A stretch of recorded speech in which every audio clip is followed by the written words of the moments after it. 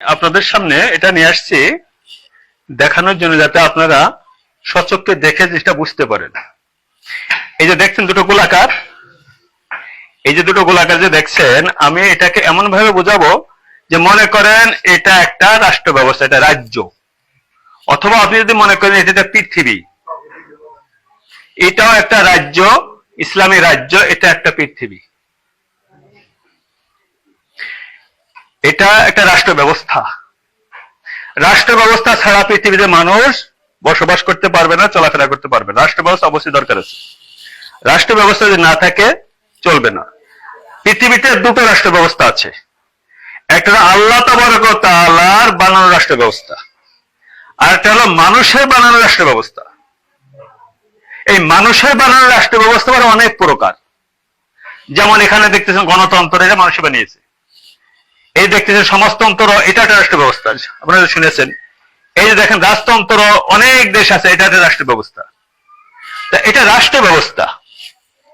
আজ পৃথিবীর সকল মানুষ এই রাষ্ট্র ব্যবস্থায় আছে। হয়তো বা কেউ গণতন্ত্র করে, অথবা সমাজতন্ত্র করে, অথবা রাজতন্ত্র করে। এর কোনো না কোনো একটার মধ্যে আছে মানুষ। এখানে থেকেই সে ইসলাম করতেছে। এই রাষ্ট্রের গণতন্ত্র, এটা একটা মতবাদ, এটা একটা মতবাদ। এই গণতন্ত্র একটা দল, এটা একটা নীতি, বা এটা একটা ধর্ম।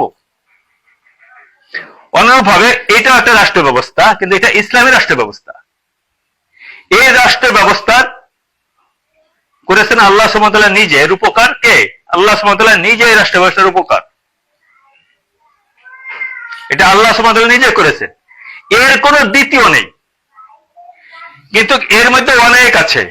এই বললাম যে গণতন্ত্র একটা ব্যবস্থা, এটা একটা মতবাদ। গণতন্ত্রের একটা মতবাদ, এটা নিয়ম নীতির মাধ্যমে এটাকে খাড়া করেছে। যেমন বাংলাদেশ গণতন্ত্র নিয়মে চলছে। পৃথিবীর অনেক দেশ আছে যারা সমাজতন্ত্রের নিয়মে দেশ পরিচালনা করতেছে। রাজতন্ত্রের নিয়মে আরব বিশ্বগুলো পরিচালিত হচ্ছে, এবং ইউরোপেরও অনেকগুলো দেশ আছে যা রাজতন্ত্রে পরিণত।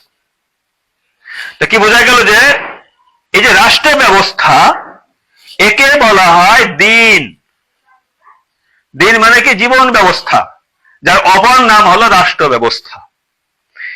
এই রাষ্ট্র ব্যবস্থা অসম্পূর্ণ, এই রাষ্ট্র ব্যবস্থা পরিপূর্ণ, এবং সেটাকে আল্লাহ সুবহানাহু ওয়া তাআলা ঘোষণা করেছেন, আল ইয়াউমা আকমালতু লাকুম দীনাকুম ওয়া আতমামতু আলাইকুম নি'মাতি ওয়া রাদিতু লাকুম ইসলাম দীনা।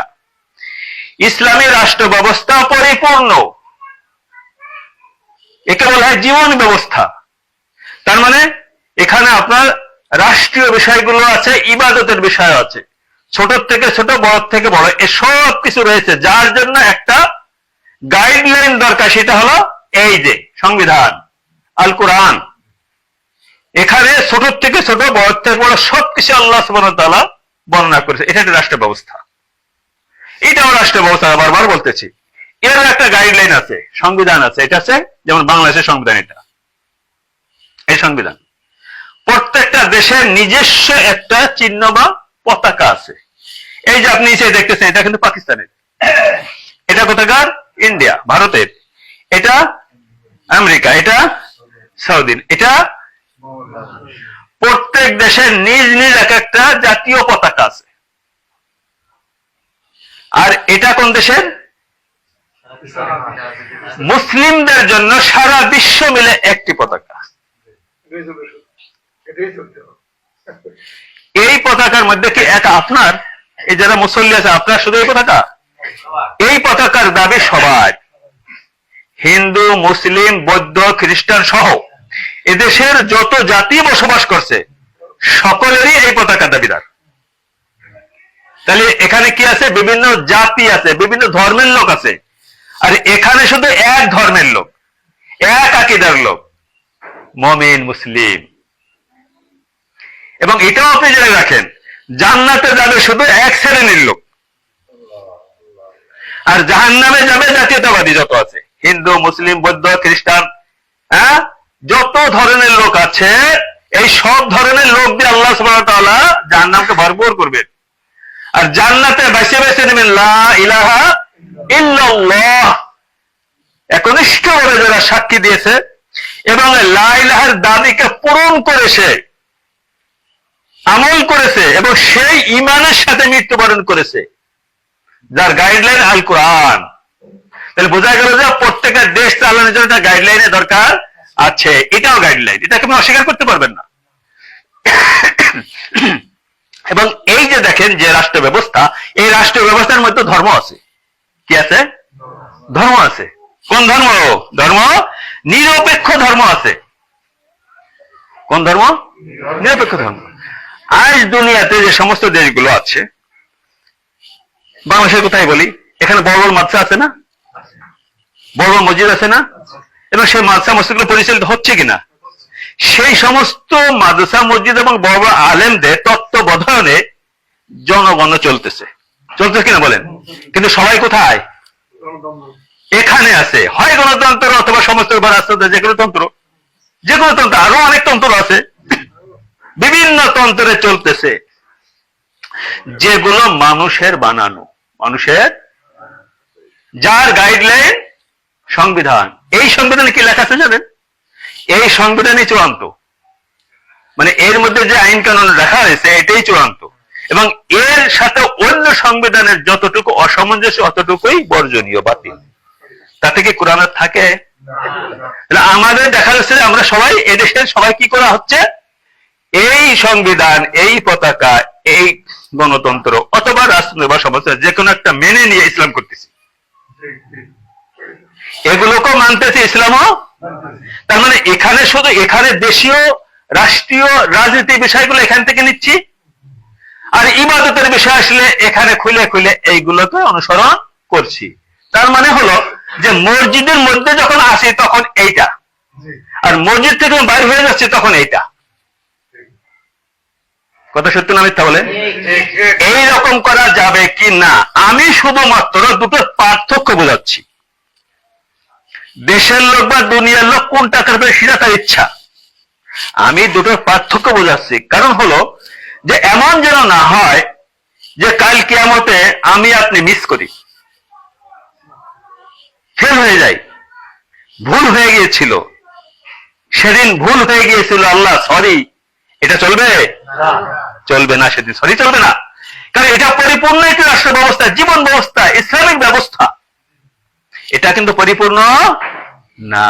এখন যদি কেউ এটাও করে সে ব্যাপারে কি কোনো দলিল আছে? আল্লাহ সুবহানাহু ওয়া তাআলা সূরা বাকারার 85 নম্বর আয়াতে বলেছেন, আফাতুমিনুনা বিবাযিল কিতাব ওয়া তাকফুরুনা বিবায, তোমরা আমার কিতাবের কিছু অংশ নিবা, তোমরা তোমাদের দেশ এবং তোমাদের রাজনীতি, তোমাদের রাজ্য যেগুলো চলে সেইগুলো নিবা তোমরা এখান থেকে, আর নামাজ হজ যাকাতের জন্য দৌড়ে চলে আসবা, এসে আমার এখান থেকে কিছু নিবা। তার মানে কি এখান থেকে কিছু, এখান থেকে, এর দ্বারা কি প্রমাণ হয়? এটা পরিপূর্ণ না, সম্পূর্ণ না, এটা যুগ উপযোগী না। তাই শুধু মাদ্রাসা, মসজিদ, হজ, রমাদান আসলে, যাকাত, উসুর এই সময় আসলে আমরা এখানে যাই, মাসলা খুঁজি। মাসলা যত মসজিদের মধ্যে আসে, তার মানে এইটা। আর মসজিদ থেকে বের হয়ে জাগতিক যত বিষয় আসে একেবারে সংসদ ভবন পর্যন্ত, তখন আমরা কোথায় চলে যাচ্ছি? তাহলে কি এটা যে পরিপূর্ণ আল্লাহ সুবহানাহু ওয়া তাআলা ঘোষণা করে বললেন, এটা কি সঠিক রাখলাম? আপনি মুখে বলছেন না, কিন্তু সবকিছু এখানেই করতেছেন, আর বাকি সময় এখানে। এটা কেমন হলো যে এটাও মেনে নেওয়া হলো যে হ্যাঁ এটা পরিপূর্ণ না। কুমারী মেয়েকে যদি জিজ্ঞেস করা হয়, মা তুমি রাজি আছো তো অমুকের ছেলে অমুকের সাথে, লজ্জাতে বলে না। এই না বলাটা কি? স্বীকারোক্তি। না বলাটাও রাজি। আপনি মুখে বলছেন না, কিন্তু দেখা যাচ্ছে যে আপনি এখানেই আছেন, আর আজান হলে এখানে আসেন, এখানেই সবকিছু দিন দুনিয়া, আর বাকি রমাদান আসলে এখানে আসেন। কিন্তু মুখে বলতেছে না, মুখে বলতেছে লা ইলাহা ইল্লাল্লাহ, আল্লাহ সর্বসর্বা, বিধানদাতা আল্লাহ, আপনি বলতেছেন। তাই এই বিধানে কেন? এইগুলো তো এই বিধানে, এটা কি কি সাক্ষ্য দেয়? এ কি প্রতীক? এ কি আভাস দেয় জানেন? আল্লাহু আকবার। মুতার যুদ্ধে, শুধু একটা যুদ্ধে 3 জন সাহাবী শহীদ হয়েছেন, এবং একেবারে সেরা রাসূলুল্লাহ সাল্লাল্লাহু আলাইহি ওয়াসাল্লাম বালকপুত্র যায়েদ রাদিয়াল্লাহু তাআলা আনহু, যার হাতে কি ছিল? এটা ছিল। আল্লাহ সুবহানাহু ওয়া তাআলা বলেন, হুয়াল্লাযী আরসালা রাসূলাহু বিল হুদা ওয়া দীনিল হাক্কি লিইয়ুযহিরাহু আলা দ্বীনি কুল্লি। সমস্ত মানব রচিত রাষ্ট্র ব্যবস্থার উপরে আমার দেওয়া রাষ্ট্র ব্যবস্থাকে তোমরা বিজয় করো, উপরে তুলে ধরো। আর সেটাই হলো যে প্রত্যেকটা জিহাদে রাসূলুল্লাহ সাল্লাল্লাহু আলাইহি ওয়াসাল্লাম এই পতাকাকে সেনাপতির হাতে দিতেন, আর সেনাপতি পুত্র শহীদ হয়ে যান। এরপরে এই ঝান্ডা ধরছেন রাসূলুল্লাহ সাল্লাল্লাহু আলাইহি ওয়াসাল্লামের আপন চাচতো ভাই জাফর রাদিয়াল্লাহু তাআলা, জাফর ইবনে আবি তালিব, উনি শহীদ হয়ে যান। উনার পরে এই পতাকা তুলে রেখেছিলেন আব্দুল্লাহ ইবনে রাওয়াহা রাদিয়াল্লাহু তাআলা, উনিও শহীদ হয়ে যান। পরিশেষে খালিদ ইবনে ওয়ালিদ রাদিয়াল্লাহু তাআলা সেনাপতির দায়িত্ব পালন করেন, এটাকে তুলে ধরেন এবং বিজয় ভেসে মদিনায় ফিরে আসেন। আমার বলার উদ্দেশ্য, যেই পতাকাকে তুলে ধরার জন্য সাহাবারা শহীদ হলেন, আজকে সেই পতাকাকে পদদলিত করে এদেশে হুজুরদের আপনারা দেখেছেন, মাদ্রাসার ছাত্ররা সবাই এইগুলোকে দিয়েছে। আমি নিষেধ করব না, কারণ সে যদি এই জাতীয়তাবাদী প্রিয় হয়, এই যে গণতন্ত্র বা রাজতন্ত্র সমস্ত, এর মধ্যে ইসলাম আছে, এর মধ্যে কি আছে? দিন ধর্ম আছে। কোন ধর্ম? নিরপেক্ষ ধর্ম আছে। কিন্তু ইসলামে কেন নিরপেক্ষ ধর্ম? ইসলামে যদি নিরপেক্ষ ধর্ম হতো, রাসূলুল্লাহ সাল্লাল্লাহু আলাইহি ওয়াসাল্লাম নিজে 27টি যুদ্ধে সেনাপতি দায়িত্ব পালন করেছেন। যুদ্ধ মানে কি? দুই পক্ষ। যুদ্ধ মানে কি? দুই পক্ষ। নিরপেক্ষ তো হলো না। তাহলে ইসলাম নিয়ে কোনো পক্ষপাতিত্ব চলবে না, ধর্ম নিয়ে কোনো রাজনীতি চলবে না, এটা তো তাই বোঝাইছে। তার মানে মানব রচিত রাষ্ট্র ব্যবস্থায় সবাই চলো, আর সময়ের সাথে যার যখন যতটুকু ইবাদত করা সেই সব বাইরে চলে যাবা। এই হচ্ছে না, বলেন তো? এই তো বাস্তবতা। বুঝতে পেরেছি আপনারা আমি এটা কেন করলাম? এবং একদিন এটা হয় নাই, এর আগে অন্যরকম একটা বেড়া ছিল, আর এটা অনেক গবেষণার পরে কিন্তু এটা সামনে নিয়ে আসা হয়েছে। হয়তো আপনার কাছে তুচ্ছ সামান্য মনে হতে পারে, কিন্তু আমার কাছে এটা অনেক বড়। আমি বাস্তবতার সাথে দেখাই দিচ্ছি। এবার আসেন, আমাদের দেশে যত মাদ্রাসা মসজিদ আছে, এই মাদ্রাসা মসজিদ গুলো হুজুররা মালিক না জনগণ মালিক? সত্য কথা বলবেন। মাদ্রাসা মসজিদ খানকা দরকার মালিক কারা? জনগণ মালিক। কমিটি কারা? হুজুর না জনগণ? বাইতুল মাল মানে মাল, টাকা পয়সা, বেতন করে চাকরি দেওয়া কাদের হাতে? কমিটির হাতে। টাকা পয়সা কার হাতে? কমিটির হাতে। এখন সে কমিটির লোক হয় আওয়ামী লীগ নয় বিএনপি, তার মানে কি? গণতন্ত্র। কথা সত্য কিনা বলেন? সেই কমিটির লোকগুলো হয় আওয়ামী লীগ নয় বিএনপি নয় জাতীয়তাবাদী অথবা জামাত অথবা কমিউনিস্ট, যে কোনো কিছু। সত্য না মিথ্যা? ওই লোকগুলো সমাজে আছে, সমাজের লোকগুলো কিন্তু মাতবার। আমি বা আমার মতন হুজুররা ওখানে যে শুধু মাস্টারি করতেছি, আমার চাকরি কিন্তু আপনারাই দিচ্ছেন, আবার আমাকে চাকরি নট আপনারাই করতেছেন। আমার বেতনের বিষয়টা আপনাদেরই হাতে, বেতন না দেও আপনাদেরই হাতে। এটা সত্য না? তাহলে সমাজের লোকগুলো কি জাতীয়তাবাদী না? আর জাতীয়তাবাদী ইসলামে কি বলে? কুফরি মতবাদ। গণতন্ত্র কুফরি মতবাদ ইসলামে বলছে। এখন আপনার গণতন্ত্রের যে ইসলাম আছে, ওই ইসলামে যদি এটা বৈধ হয়, আপনি করেন, এটা সমস্যা নেই। কিন্তু আপনি এখানে করে যদি এটা আশা করেন যে কাল জান্নাতে যাবে, সেখানে প্রশ্ন রয়েছে। এটা আমি পার্থক্য বোঝাতে যাচ্ছি। সেখানে প্রশ্ন রয়েছে, কারণ এটা সম্পূর্ণ পরিপূর্ণ। এখানে যদি কেউ থেকে আল্লাহকে পেতে চায়, তাহলে পাবে কিনা, এ ব্যাপারে আল্লাহ সুবহানাহু ওয়া তাআলা বলছেন সূরা আল ইমরান আয়াত নম্বর 85। বিসমিল্লাহির রহমানির রহিম। ওয়া মান ইয়াবতাগি গায়রাল ইসলামি দীনান ফালা ইকবালা মিনহু। আল্লাহ সুবহানাহু ওয়া তাআলা বলছেন, আমার দেওয়া জীবন ব্যবস্থা, আমার দেওয়া রাষ্ট্র ব্যবস্থা, আমার দেওয়া দল, আমার সংবিধান, আল্লাহ সুবহানাহু ওয়া তাআলার সার্বভৌমত্ব, এই সব কিছু, এটাকে যে প্রত্যাখ্যান করে মানব রচিত রাষ্ট্র ব্যবস্থা, সমাজ ব্যবস্থায় জীবন যাপন করবে, সেটাকে মেনে নিবে, আর এ মতো অবস্থায় সে ইবাদত বন্দেগীও করবে, আল্লাহ বলছেন ফালাই ইকবালা মিনহু, তার থেকে কিছুই গ্রহণ করা হবে না, কিছুই কবুল করা হবে না, আল্লাহ কবুল করবেন না। ভাই, সমাজের লোককে আমি আগে অভিযোগ দেব না, অভিযোগটা এখন আমি নিজের উপরে নিয়ে আসি, যে সমাজের লোকরাই তো সমাজের অধিপতি, সমাজের মাতবার তারা, এই প্রতিষ্ঠানের মাতবার তারা। আমরা হুজুররা শুধুমাত্র তাদের কর্মচারী, চাকরি করি।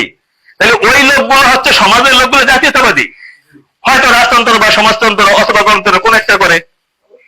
তার মানে তার শাখা প্রশাখা কি আওয়ামী লীগ, বিএনপি, জাতীয় পার্টি, জামাত, কমিউনিস্ট সহ এগুলো আছে, আছে কিনা বলেন? এটার সঙ্গে এটা সাংঘর্ষিক আছে কিনা? সাংঘর্ষিক আছে। তাহলে এখানে দ্বারা আমি আল্লাহকে পেতে চাচ্ছি, আমার বলা উদ্দেশ্য কালকে আমাদের জন্য মিস না করি, কালকে আমাদের জন্য ভুল না হয়, সরি না বলতে আল্লাহ সুবহানাহু ওয়া তাআলার কাছে, তবে সেদিন সরি বললে কোনো কাজ আসবে না। আর আপনারা যতটুকু এই যে সামান্য সময় বুঝেছেন, এইটা করবো এটাও করবো একসঙ্গে হবে কি বলেন? কিন্তু সমস্ত লোকগুলো কোথায় বলেন তো? আজকে সত্য না মিথ্যা? যত বড় হুজুর ডেকে নিয়ে আসেন, আপনি নিয়ে আসেন আমার কাছে, তো আমাকে তার কাছে নিয়ে যান। হ্যাঁ, হুজুরদের চাকরি হয় না, হুজুরদের পেট চলে না, বেতন হয় না যদি জনগণ না দেয়। আর জনগণ কিন্তু হয় এখানে অথবা এখানে অথবা এখানে অথবা এখানে, এই সমস্ত এই আকীদায় বিশ্বাসী। আমি বারবার বলছি যে হ্যাঁ, এখানেও ধর্ম আছে, এখানে নিরপেক্ষ ধর্ম আছে, গণতন্ত্রেরও ধর্ম আছে, রাজতন্ত্রেরও ধর্ম আছে। বাংলাদেশের গণতন্ত্রের সরকার প্রত্যেকটা উপজেলা এক একটা কি কি মসজিদ দিয়েছে না? বড় মসজিদ, মডেল মসজিদ দিয়েছে কিনা বলেন? কোটি কোটি টাকা খরচ করে দিয়েছে। বহুত এতিমখানা দিচ্ছে, বহুত এতিমখানা চালাচ্ছেন, যত ধরনের সাহায্য সহযোগিতা পঙ্গু থেকে শুরু করে সবাইকে দিচ্ছে না? সবই দিচ্ছে। কিন্তু সেটা কোন মতবাদের? এইগুলো এই সমস্ত মতবাদের থেকে দেওয়া হচ্ছে, এবং সেটা এই সংবিধানের আলোকে দেওয়া হচ্ছে। যে দেশের সার্বভৌমত্বের একটি পরিচয় কি? এর কোন একটাকে এখানে সমর্থন করে?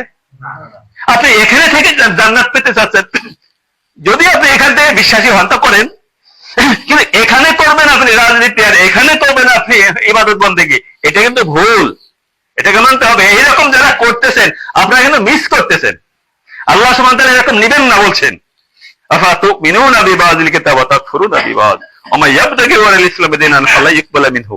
আল্লাহ সুবহানাহু ওয়া তাআলা সূরা বাকারার 42 নম্বর আয়াতে বলেছেন, ওয়ালা তালবিসুল হাক্কা বিল বাতিল ওয়া তাকতুমুল হাক্কা ওয়া আনতুম তা'লামুন। সত্য এবং মিথ্যাকে তোমরা মিশ্রিত করো না। হ্যাঁ, আপনি দুনিয়ার সবকিছু এখানে দাঁড়িয়ে করতেছেন, আর যখন আযান হচ্ছে তখন মসজিদে এসে শুধু এইটুকুকে আপনি স্মরণ করতেছেন। হক এবং বাতিলকে আপনি মিশ্রিত করলেন। ওয়ালা তালবিসুল হাক্কা বিল বাতিলি ওয়া তাকতুমুল হাক্কা ওয়া আনতুম তা'লামুন। সম্মানিত আমার মুসলিম ইকরাম ভাইয়েরা, উপস্থিত যারা আছেন, আমি এই সংক্ষিপ্ত সময়ে হয়তো অনেকটা বোঝাইতে পারি। অনেক শাখা আছে, অনেক এক একটা বিষয় আলাদা আলাদা আছে পটপট, সেগুলো আমরা ইনশাআল্লাহ তাআলা সামনে একের পরে এক ইনশাআল্লাহ তাআলা আমরা আলোচনা করব। আজকে যে বিষয়টি সংক্ষিপ্তভাবে এই দুইয়ের মধ্যে পার্থক্য এবং সাংঘর্ষিক বিষয়গুলো কি আছে, এগুলো আমি শুধুমাত্র আপনাদেরকে একটু তুলে ধরেছি। এখানে কি আছে জানেন? প্রজাতন্ত্রের সকল ক্ষমতা মালিক জনগণ, 7 খ লেখা আছে। আর এটাই চূড়ান্ত। শুধু এটা না, পৃথিবীর যে কোনো সংবিধানের সাথে এটাই সাংঘর্ষিক না মিল আছে। এমনকি সৌদি আরবের যে সংবিধান আছে সেখানেও কি আছে? সাংঘর্ষিক আছে। তাহলে সাংঘর্ষিক মানে এটা প্রত্যাখ্যান করা হচ্ছে, এটাকে শতভাগ অনুসরণ করা হচ্ছে না। সেক্ষেত্রে আপনি যদি বলেন যে কোরআনের একটা অক্ষর মানবেন না সব মানবেন, তাহলে কি আপনি মুসলিম হতে পারেন? একটা অক্ষর বা একটা শব্দ, একটা ওয়ার্ড যদি আপনি অস্বীকার করলে মুসলিম না হতে পারেন, তাহলে সংবিধান হিসেবে আপনি তাকে মোটেই মানতেছেন না। তাহলে কিভাবে আপনি মুসলিম থাকেন বলেন? প্রজাতন্ত্রের সকল ক্ষমতার মালিক জনগণ। আস্তাগফিরুল্লাহ। তাই কি বলেন? আপনারা বলেন জনগণ না, তাই না? কিন্তু সেই সমাজে তো আমরা সেটাকে মেনে নিয়ে চলছি। আমরা কিন্তু এর মধ্যে আছি, আমরা এর মধ্যে আছি। যারা এই সমস্ত আকীদায় বিশ্বাসী, আমরা কিন্তু তাদের ধর্ণা ধরতেছি, তাদের অনুসরণ করে চলি। তাহলে আমরাও তাদের একজন। মান তাশাব্বাহা বিকওমিন ফাহুয়া মিনহুম ওয়া ইন আতাতুমুহুম ইন্নাকুম লামুশরিকুন। আল্লাহ বলেন, যদি এই সমস্ত মতবাদের তোমরা অনুগত করো, তাহলে তুমি একজন তাদের মধ্যে থেকে একজন মুশরিক। একটি হাদিসে আসছে রাসূলুল্লাহ সাল্লাল্লাহু আলাইহি ওয়াসাল্লাম বলেছেন যে কাফের মুশরিক তাগুত যারা আছে, জাতীয়তাবাদী, যারা সেকুলার, তাদেরকে যদি আপনি একটা ছড়িয়ে উঠাই দেন, এই যে আপনার তা সে কোথাও কোন বাহনে রয়েছে, তাকে শুধু এই ছড়িটা ধরে দিলেন, আপনিও কাফের হয়ে গেলেন। শুধু ছড়িটা ধরে দেওয়া, আমরা কোথায় আছি বলেন? তো এই সংক্ষিপ্ত আলোচনা এই বিষয়টা আমি আপনাদেরকে বোঝানোর চেষ্টা করছি। ইনশাআল্লাহ তাআলা আগামীতে আবারও বোঝানো হবে। আল্লাহ তাবারক ওয়া তাআলা যদি তৌফিক দান করেন। আসসালামু আলাইকুম ওয়া রাহমাতুল্লাহি ওয়া বারাকাতুহু।